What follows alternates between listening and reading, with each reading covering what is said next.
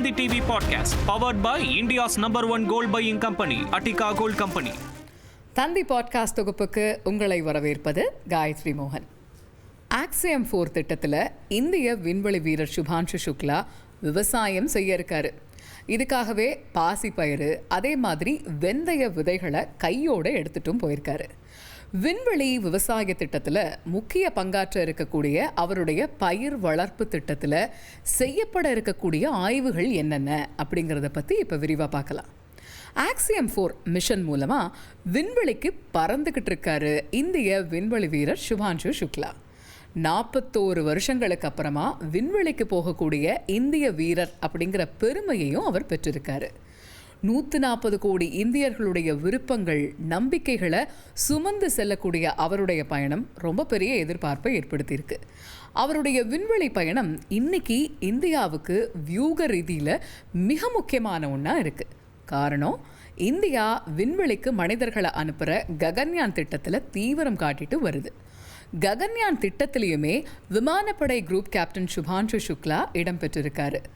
அவரோட இந்திய விமானப்படை group captain Prasanth Balakrishnan Nair, group captain Ajit Krishnan, group captain Angad Pratap இவங்க எல்லாருமே தேர்வு செய்யப்பட்டிருக்காங்க.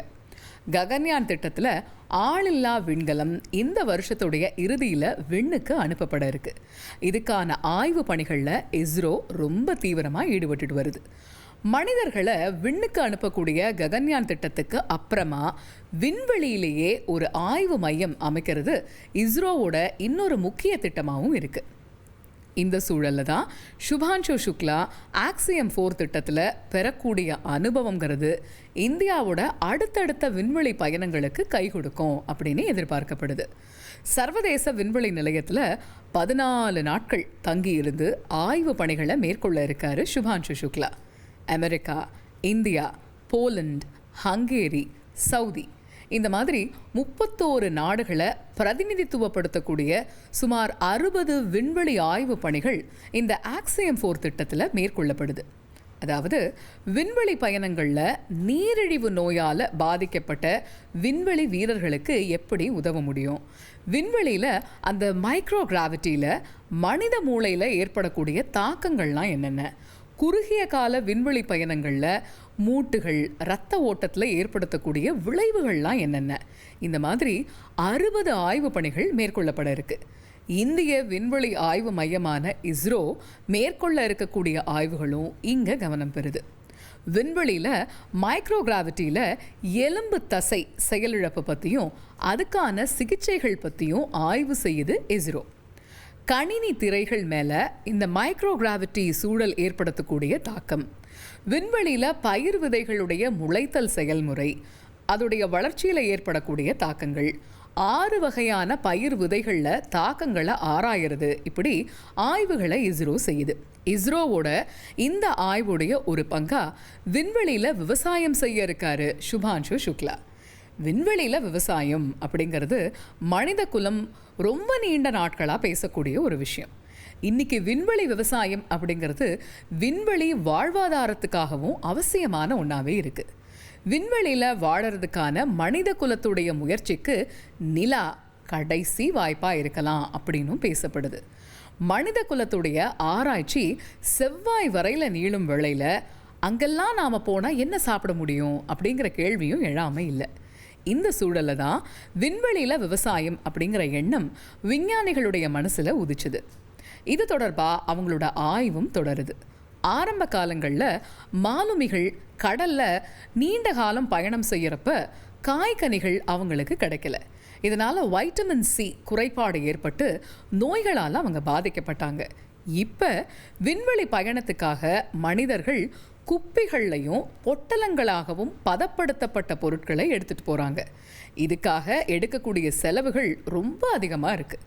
விண்வெளியில் இப்போ எடுக்கும் உணவுப் பொருட்களால் ஏற்படக்கூடிய பாதிப்பு பற்றியுமே ஆய்வுகள் நடந்துட்டு தான் வருது. ஆனால் இதையே ரொம்ப காலத்துக்கு சார்ந்திருக்க முடியாது இல்லையா?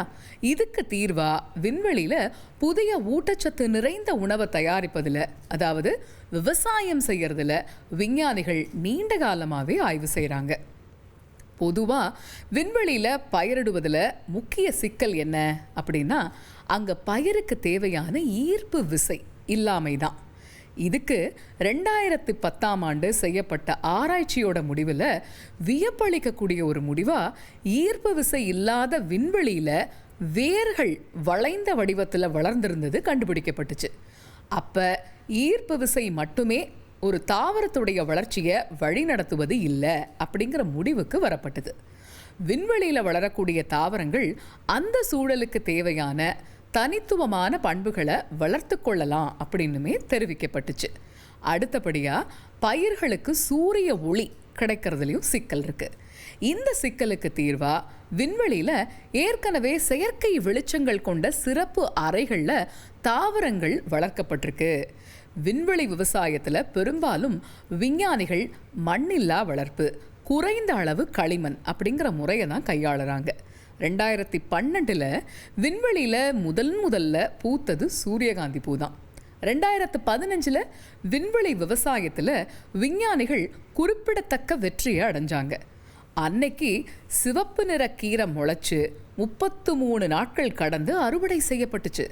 அதுக்கப்புறமா சிட்ரிக் அமிலம் சார்ந்த ஒரு வகை கரைசல்ல கீரையை சுத்தப்படுத்தின விஞ்ஞானிகள் அதை சாப்பிட்டாங்க. விண்வெளியில் இதுவரைக்கும் உருளைக்கிழங்கு, தானியங்கள், அரிசி, மிளகாய், தக்காளி, மிளகு, கீரை, முட்டைக்கோஸ், ஸ்ட்ராபெரி, வெங்காயம், டியூலிப் மலர், சூரியகாந்தி இதெல்லாமே பயிரிட்டு சோதிச்சு பார்க்கப்பட்டிருக்கு. விண்வெளியில் அந்த நுண்ணீர்ப்பு நிலையில் தாவரங்களுடைய வளர்ச்சியையும் பூமியில் தாவரங்களுடைய வளர்ச்சியையும் ஒப்பிடுவது மூலமாக அடிப்படை உயிரியல் உண்மைகளை கண்டறியலாம் அப்படின்னு சொல்லக்கூடிய விஞ்ஞானிகள் தொடர்ந்து அதுக்கான ஆய்வுகளையும் செஞ்சுட்டு தான் வராங்க. சில தாவரங்களை விண்வெளியில் மருந்தாக பயன்படலாம். அதனால் விண்வெளியில் தாவரங்கள் வளர்ப்பில் தீவிரம் காட்டுறாங்க விஞ்ஞானிகள். இப்போ சுபான்ஷு சுக்லா கையோட பாசிப்பயிறு, வெந்தய விதைகளை விண்வெளிக்கு எடுத்துகிட்டு போயிருக்கிறார் இல்லையா? இந்த விதைகளை விண்வெளியில் வளர்க்கும் ஆய்வுக்கு தலைமையும் தாங்குவார். விண்வெளியில் பாசிப்பயிறு, வெந்தயம் வளர்ப்பதற்கும் காரணம் இல்லாமல் இல்லை. பாசிப்பயிறு, வெந்தயம் இது இந்தியாவில் ஊட்டச்சத்து அதே மாதிரி மருத்துவ குணங்களுக்காக அறியப்பட்டது. அதனாலேயே அவைகளை விண்வெளியில் வளர்க்க தேர்வு செய்யப்பட்டிருக்கு. ஈர்ப்பு விசை இல்லாத இடங்களில் தாவரங்கள் எப்படி முளைச்சு வளருது, பயிர்களுடைய வளர்ச்சி ஊட்டச்சத்து உள்ளடக்கத்தை பாதிக்குதா, இது எல்லாமே சோதிக்கப்படுது. தார்வாட் இந்திய தொழில்நுட்ப கழகம், தார்வாட் விவசாய பல்கலைக்கழகம் விண்வெளியில் பயிர் வளர்ப்பு, வெந்தய கீரை வளர்ப்பு இது தொடர்பான ஆய்வை மேற்கொள்ளுது. விண்வெளியில் வளர்க்கப்படக்கூடிய வெந்தயம் அதே போல் பயிறு முளைகளை பூமியில் வளர்க்கப்படக்கூடிய முளைகளோட ஒப்பிட இருக்குது. விண்வெளி முளைகள் சாப்பிட்றதுக்கு பாதுகாப்பானதா, அதில் நச்சுகள், தீங்கு விளைவிக்கக்கூடிய நுண்ணுயிரிகள் இல்லாதவையா அப்படிங்கிற பரிசோதனையும் செய்யப்பட இருக்கு. இந்திய விண்வெளி அறிவியல் மற்றும் தொழில்நுட்ப நிறுவனம் அதே போல் கேரள விவசாய பல்கலைக்கழகம் இணைஞ்சு உணவு பயிர் விதைகள் மீதான அந்த நுண்ணீர்ப்பு விசை தாக்கம் அப்படிங்கிற ஆய்வை மேற்கொள்ளுது. 6 வகையான பயிர்களுடைய விதைகள் விண்வெளி சூழலுக்கு உட்படுத்தப்பட்டு பூமிக்கு கொண்டு வரப்படுது. அந்த விதைகளில் இருந்து வரக்கூடிய முதல் தலைமுறை பயிர்களை கொண்டும் ஆய்வுகள் செய்யப்பட இருக்கு. விளைச்சல் தாவரவியல் தன்மையில் மாற்றங்களை ஏற்படுத்துதா அப்படிங்கிறத பற்றியும் ஆய்வுகள் செய்யப்பட இருக்கு. அதாவது விண்வெளியில் இருந்து எடுத்து வரப்படக்கூடிய அந்த விதைகளில் இருந்து வரக்கூடிய முதல் தலைமுறை பயிரை கொண்டு அடுத்த தலைமுறை விதைகளை உருவாக்க இருக்காங்க. இதே போல் அடுத்தடுத்த தலைமுறைகளில் உருவாகக்கூடிய விதைகளை சேகரித்து ஆய்வு செய்யவும் இருக்காங்க. இஸ்ரோவுடைய இந்த திட்டம் விண்வெளி அறிவியலில் இந்தியாவுடைய வளர்ந்து வரும் பங்கையும் விண்வெளி பயணத்துக்கான நிலையான தொழில்நுட்பங்களை மேம்படுத்துறதுக்கும் இந்தியாவோட அர்ப்பணிப்புகளையுமே காட்டுது. இந்த திட்டம் வெற்றி பெற்றுச்சு அப்படின்னா சுக்லாவுடைய சோதனைகள் பூமிக்கு அப்பால் அதிக ஊட்டச்சத்து மிக்க சூப்பர் ஃபுட்ஸ் அதோடைய வளர்ப்புக்கு வழிவகை செய்யும். இது விண்வெளி விவசாயம் பற்றிய உலகளாவிய அறிவியலுக்கும் பங்களிப்பாகவும் இருக்கும்.